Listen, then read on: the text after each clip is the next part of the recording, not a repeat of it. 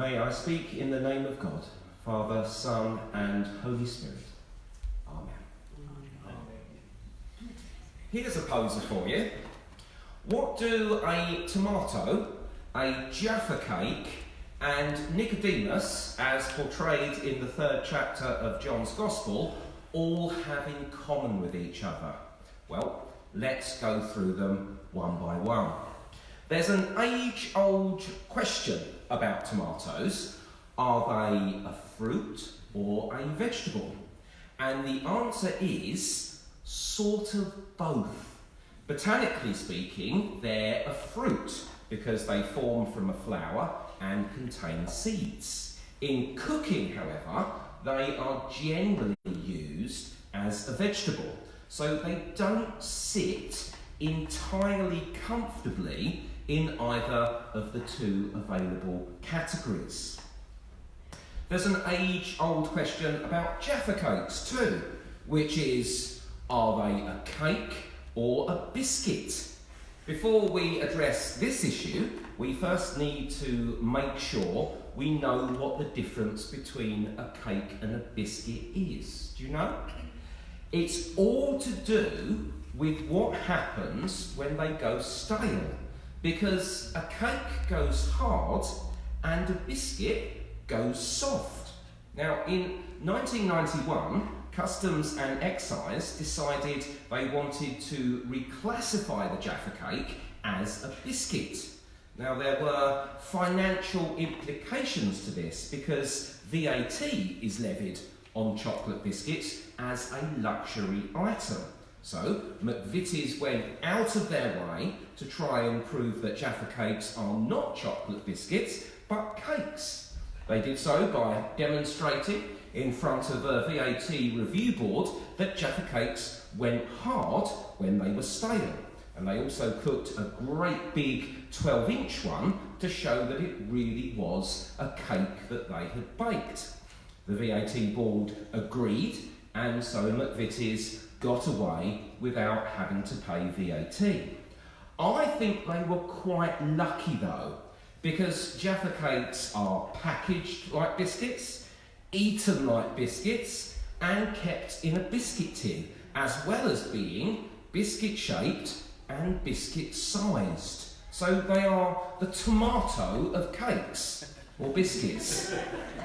They don't unambiguously slot into any of our received categories. Now let's take Nicodemus. What sort of person is he? Is he a goodie or a baddie?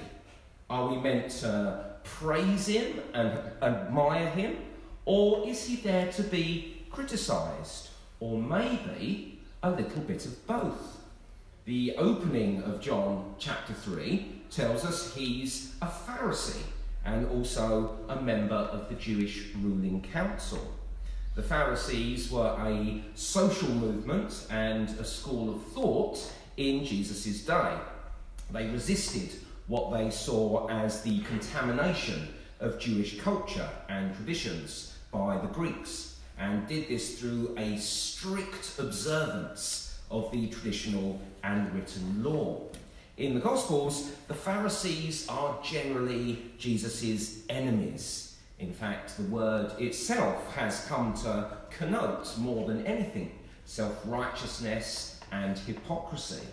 Pharisees are the baddies of the Gospel story. We know too that Nicodemus is a member of the Jewish ruling council. He's someone with official power within the world of Jewish religion. Jesus is described as often having a strange relationship with these types of people, who are generally spiritually blind and unable to grasp Jesus' message. In some ways, Nicodemus exemplifies these negative traits of the Pharisees. There's a really interesting little symbolic touch at the start of the chapter, which reports that Nicodemus came to Jesus at night.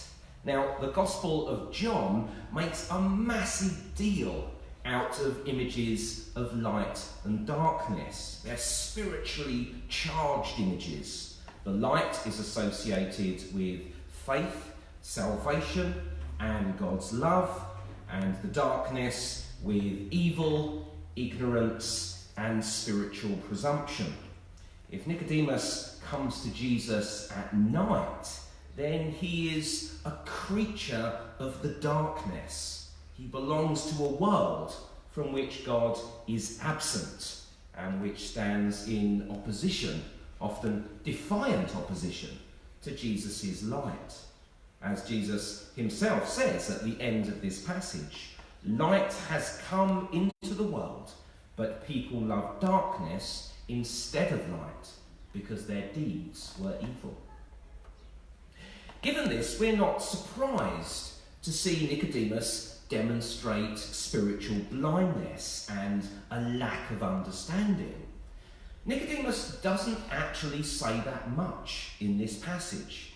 Jesus does the lion's share of the talking and very much has the authority of a teacher. Nicodemus says 3 things, and 2 of them are expressions of bafflement. Like some other people in John's Gospel, Nicodemus is unable to understand when Jesus is speaking figuratively. So when Jesus talks about the necessity of being born again, Nicodemus's literal mindedness can't cope, leading him to utter what are surely the most revolting words in the entire New Testament. How can someone be born when they are old, he asks. Surely they cannot enter a second time into their mother's womb to be born. What a disgusting image that is. Ooh, poor Nicodemus is a long, long way off from grasping what Jesus is talking about here. Of course, the rebirth that Jesus is talking about is not a physical one, but a spiritual one. He comments on Nicodemus's obtuseness by saying, "Flesh gives birth to flesh, but the Spirit gives birth to spirit." Nicodemus belongs to the world of the flesh and simply can't see the spiritual dimensions of what Jesus is talking about. Jesus goes on to talk about the freedom of the Spirit and the freedom of those who are animated by the Spirit. The wind blows wherever it pleases. You hear its sound, but you cannot tell where it comes from or where it is going. So it is with everyone born of the Spirit. Again, Nicodemus simply doesn't get it and asks, how can this be? The freedom of the Spirit contrasts starkly with Nicodemus's slavery to ignorance and misunderstanding. Jesus goes on to preach the gospel. We get the very famous verse of John 3:16. For God so loved the world that he gave his one and only Son, that whoever believes in him shall not perish, but have eternal life. This verse is often quoted out of context, but I think we see in context that Jesus is saying these famous words to a person who really doesn't understand what they mean. In fact, there's no indication in the passage that Nicodemus ever gets it. He remains in the same state of spiritual blindness throughout. And what would you expect from a Pharisee? Except that it's not quite as easy as simply dismissing Nicodemus as a Pharisaic idiot, because he doesn't entirely fit the Pharisaic mould. One thing we certainly don't expect of Pharisees is humility, and yet Nicodemus's first words to Jesus are very humble ones. "Rabbi, we know that you are a teacher who has come from God, for no one could perform the signs that you are doing if God were not with him. Now, in the context of John's Gospel, this is exemplary faithfulness. The signs that Jesus performs are the means to awaken faith in people and so to bring them to everlasting life. There are 7 of them in the Gospel of John. The turning of water to wine at the wedding at Cana is the first, going through to the raising of Lazarus in chapter 11. The culminating sign is actually the cross itself, God's way of showing his glory to the world and drawing all men to himself. Well, the signs seem definitely to have done their work on Nicodemus. Otherwise, he wouldn't have come to visit Jesus in the first place. Nicodemus also says that Jesus is from God and with God. And this too is very typical of the theology of John's Gospel. I haven't counted the number of times in John that Jesus says he has come from the Father, but it must be over a dozen. And the notion that the eternal Son is with God is stated at the very beginning of the Gospel. The Word was God, and the Word was with God. If Nicodemus is such a wally, then why do such powerful words of truth come from his mouth at the opening of the passage? It's true that Nicodemus doesn't say an awful lot in this episode, but might that not suggest deference and a willingness to listen and learn? He might have come to Jesus under cover of darkness, but the fact that he comes to Jesus at all shows that he does have a spiritual hunger and that he does look to Jesus to satisfy it. Is it unfair of us to expect Nicodemus to have all the answers, to be the finished article as far as spiritual understanding is concerned, when no one in the Gospel yet fully grasps the nature of Jesus' ministry and mission? Wouldn't it be far more generous to think of Nicodemus as a seeker, someone who is hungry for God and on a quest to move from a place of darkness to a place of light? There is a school of thought that says that seeking for answers is more important than the answers themselves. In Psalm 27, David writes, "My heart said, seek his face. Your face, O Lord, I will seek." Is Nicodemus too one whose heart has been prompted to seek the Lord? Is he like the psalmist in Psalm 121, looking to the hills to see where his help comes from? So Nicodemus is the Jaffa cake of John's Gospel.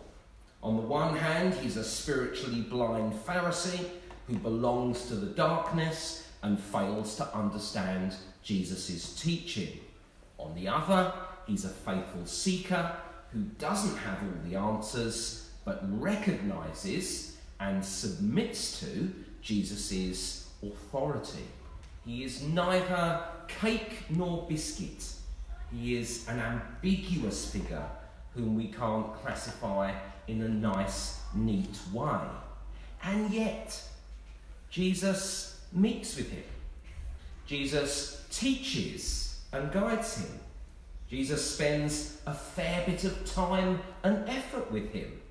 The fact that he's neither fish nor fowl, fruit nor vegetable, biscuit nor cake, doesn't seem to affect Jesus' willingness to engage with him.